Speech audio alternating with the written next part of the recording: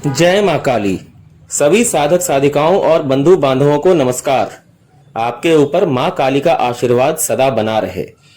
माँ काली के आशीर्वाद से मैं माँ के एक भक्त की जिज्ञासा और उसके प्रश्न का उत्तर आज इस वीडियो में देने वाला हूँ। माँ के उन भक्त की समस्या यह है कि शीघ्र ही उनकी एक दौड़ की परीक्षा होने वाली है, जिसके पश्चात यदि वे सफल होते हैं तो उन्हें नौकरी मिल जाएगी। उन्होंने आग्रह किया है कि माँ की कृपा उन पर हो जाए, जिससे वे निर्धारित समय में अपनी दौड़ पूरी कर लें। मैं सबसे पहले यह बता दूं आपको कि ये कुछ चीजें होती हैं जो व्यक्ति को अपने परिश्रम से पूरा करना होता है। माँ इसमें आपकी सहायता अवश्य करती है, परंतु करना आपको स्वयं होगा। सबसे पहले माँ का ध्यान लगाते हुए मंगलवार को आप माँ की आराधना कीजिए और संभव हो तो रुद्राक्ष की माला धारण कीजिए। रुद्राक्ष की माला धारण करते समय माँ के श्री नवार्ण मंत्र का उच्चारण करने का ध्यान अवश्य रखिए।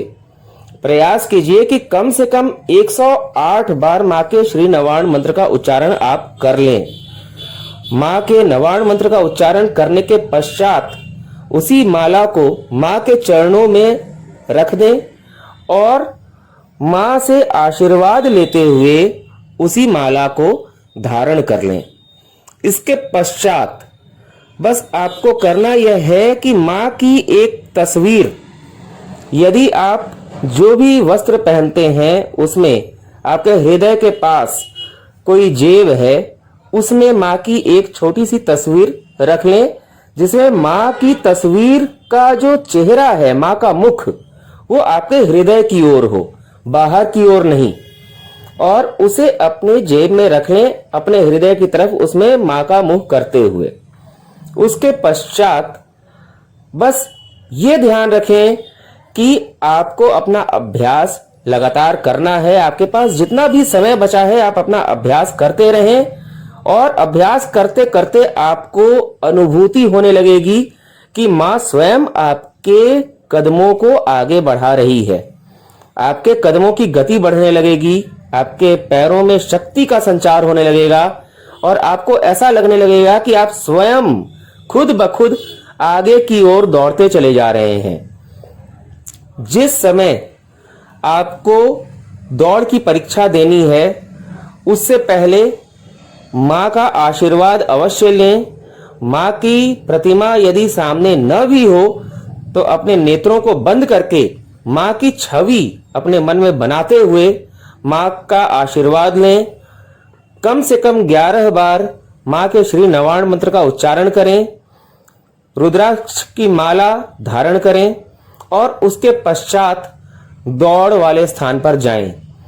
दौड़ना प्रारंभ होने के ठीक पहले आपको यह महसूस करना है कि आपके सामने, आपके सम्मुख माँ स्वयं खड़ी है और आपको अपने मस्तिष्क के बीच में, अपने आज्ञा चक्र पर, जो आपकी दोनों भौहों के बीच का जो स्थान होता है, वहां पर आपको अपने दाएं हाथ की रिंग फिंगर जिसे कहते हैं, कानी उंगली के बगल वाली उंगली अनामिका, उसको अपने आज्ञा चक्र पर लगाना है और कहना है कि हे माँ, मुझे शक्ति दो कि मैं अपना यह कार्य पूरा कर सकूं। और इसके बाद दौड़ के लिए आपको शामिल हो जाना है। दौड़ते समय आपको उसी स्थान पर, आज्ञा चक्र पर, कुछ महसूस करने का प्रयास करना है कि माँ वहां पर है और आपको आगे की ओर धकेल रही है, आपको आगे की तरफ ले जा रही है। और आपको यह महसूस करना है कि माँ आपके आगे आगे चल रही है और आपको माँ के चरणों को पकड़ना है।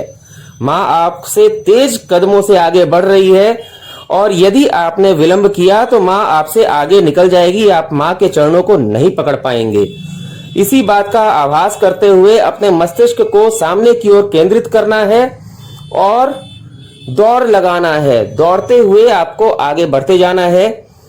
आप यदि अपने आज्ञा चक्र पर माँ की उपस्थिति का आभास कर लेते हैं और यह महसूस कर लेते हैं कि माँ आपको दौड़ा रही है, तो निश्चय ही आप निर्धारित समय के अंदर अपनी दौड़ भी पूरी कर लेंगे, अपने लक्ष्य को प्राप्त कर लेंगे और साथ ही आपका कार्य पूरा हो जाएगा। मुझे पूरी उम्मीद है कि इस बात को आप अच्छी तरह से समझ चुके होंगे और आपके मन से सारी शंकाएं समाप्त हो गई होंगी। बस आपको जितना भी आपके पास समय बचा है तब तक आपको दौड़ का प्रयास करते रहना है, अभ्यास करते रहना है। मैं उम्मीद करता हूं कि आप अपनी इस परीक्षा में अवश्य सफल होंगे। जय मां काली।